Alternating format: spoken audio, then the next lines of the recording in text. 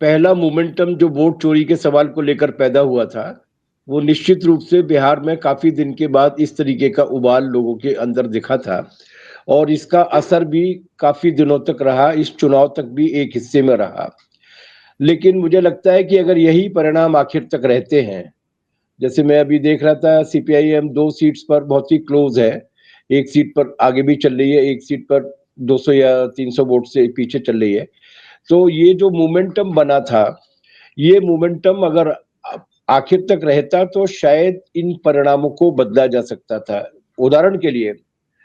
ये जो विभाजन पैदा हुआ, ये जो छत्रप भाव के साथ फिर एक व्यक्ति केंद्रित यात्रा उसको बनाने की जो कोशिश हुई, उसकी वजह से महागठबंधन के बीच में थोड़ी सी कटुता पैदा हुई थी, और इसीलिए तेजस्वी यादव फिर अलग से अपनी ताकत को दिखाने के लिए निकल पड़े थे। और वो जो समझदारी बननी चाहिए थी सीटों को लेकर, वो सीटों को लेकर समझदारी में भी फिर काफी हद तक बहुत बहुत देर हुई है। तो पहली बात जो इस आंदोलन, इस पूरे बिहार के चुनाव नतीजे हम लोगों को बताते हैं, वो ये कि आप अगर लोगों के बीच में संघर्ष नहीं करेंगे, लोगों के बीच में अगर मुद्दों को लेकर उनके बीच में उत्साह भरने का काम नहीं करेंगे, तो जाहिर सी बात है कि फिर वो उसी ट्रैप में फंसेंगे, जिस ट्रैप में फंसाने के मामले में इस वक्त जो हुक्मरान है वो काफी सिद्ध है, काफी उनके पास एक्सपर्टाइज मौजूद है। तो मुझे लगता है कि अगर यही परिणाम रहते हैं, तो महेंद्र भाई की ये बात बिल्कुल सही है कि आप अपना ही मोमेंटम अगर खो देंगे और केवल इस बिना पर चुनाव लड़ेंगे कि नीतीश कुमार जी का स्वास्थ्य ठीक नहीं है, या बीजेपी की सरकार का जो रिकॉर्ड है, ये रिकॉर्ड विकॉर्ड वाली बात तो आप भूल जाइए। ये आजकल लोगों के बीच में नहीं होता कि रोजगार का क्या होने वाला है, और विकास का क्या होने वाला है, भूख का क्या होने वाला है। इस मामले को मैनिपुलेट करने में बहुत हद तक इस देश का शासक वर्ग कामयाब हो चुका है। मैं केवल एक बात जोड़, और आपने जो बात कही है वो बात भी बिल्कुल ठीक है कि जो गठबंधन बनाया गया था, उस गठबंधन में जो ट्रांसफरेबल वोट्स वाली बात थी, वो उस तरीके से ट्रांसफर नहीं हो पाए हैं। जैसे मुकेश सहनी जी की जो अपनी पार्टी थी, हालांकि आईपी तो बहुत छोटी पार्टी है और वो अभी शुरुआती है उसकी एक तरीके से, लेकिन वीआईपी से जिस तरीके के ट्रांसफर की उम्मीद की जा रही थी वो हो नहीं पाया। लेकिन मैं एक बात कहना चाहता हूं जो मैंने पिछली बार भी आपसे कही थी, कि हम कई बार एक बहुत बड़े फैक्टर को, जो निर्णायक फैक्टर है इस वक्त, उस फैक्टर को इग्नोर कर जाते हैं। और वो फैक्टर ये है कि लोगों के अंदर, जैसा कि जिस महिला का जिक्र इन्होंने किया कि वो लालटेन तो बुझ गई है और अब तो नमक रोटी खाएंगे लेकिन मोदी जी को लाएंगे, ये वाला भाव जो है, इस भाव के पीछे का जो कारण है, वो उस कारण को ये जितनी भी सेकुलर पार्टीज हैं उसको, उसकी तीव्रता को महसूस नहीं कर पा रही है। और वो ये है कि नीचे तक वो हिंदू खतरे में है भाव को बहुत तेजी के साथ लोगों के मन में बिठा चुके हैं। अगर उस बल्ला महिला के अंदर भी हिंदू खतरे का भाव है और वो मोदी जी को जिताना चाहती है, तो जाहिर सी बात है कि उसकी फिक्र फिर ये नहीं होगी कि उसके बेटे को रोजगार मिलता है कि नहीं मिलता, उसकी जमीन बचती है कि नहीं बचती। उसकी ये फिक्र केवल फिर इस आधार पर होगी कि हिंदुओं के लिए कौन काम कर रहा है, और वो जो परसेप्शन मोदी जी और उनके कुनबे ने बनाया है वो परसेप्शन काम आता है। और यही बात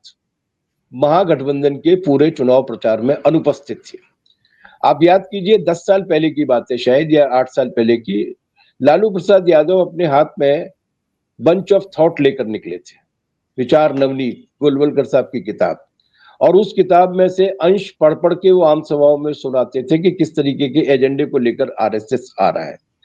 इस बार वो एजेंडा नहीं था। इस बार कम्युनल पॉलिटिक्स को, या जिस तरीके की नफरती भावना उन्होंने लोगों के मन में भरी हुई है, उस नफरती भावना को काउंटर करने की कोशिश नहीं की गई। मैंने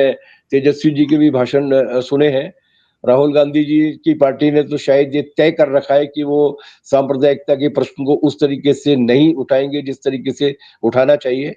बाकी की पॉलिटिकल फोर्सेज में भी, एक लेफ्ट को अगर छोड़ दिया जाए कुछ हद तक, वो भी, हालांकि मुझे लगता है कि जो डोमिनेंट कैंपेन था, उस डोमिनेंट कैंपेन में बाकी के महागठबंधन के लोग भी गए, जिसमें लेफ्ट भी शामिल है, जिन्होंने मतलब जो आर्थिक मुद्दे हैं, जो सामाजिक मुद्दे हैं, उनको ही प्राथमिकता पर लेने का जो काम किया। तो जो बड़ा सवाल था, जिसके आधार पर उन्होंने, जो उनकी मुख्य गोंद है, जिसके आधार पर उन्होंने लोगों को बांध के रखा है और गुमराह करके रखा है, जाहिर-सी बात है कि उसको अगर हम काउंटर नहीं करेंगे, तो उसके आधार पर वो जीत कर आते हैं और ये ₹10,000 यकीनन इस बात में बहुत हद तक उसको गति देने में कामयाब हुए, क्योंकि महिलाएँ अंततः वो महिलाओं को टारगेट कर रहे हैं, चाहे वो सांप्रदायिकता की नफ़रत हो, चाहे वो विभाजन की राजनीति हो, चाहे उनको ल्योर करने की, आकर्षित करने की या उनको लुभाने के लिए आर्थिक रूप से कुछ मदद देने वाली बात हो। तो इन दोनों चीज़ों में एक बड़ा फैक्टर सांप्रदायिकता। और सत्येंद्र जी, एक बात मैं कहना चाहूँगा कि ये जो इलेक्शन कमीशन के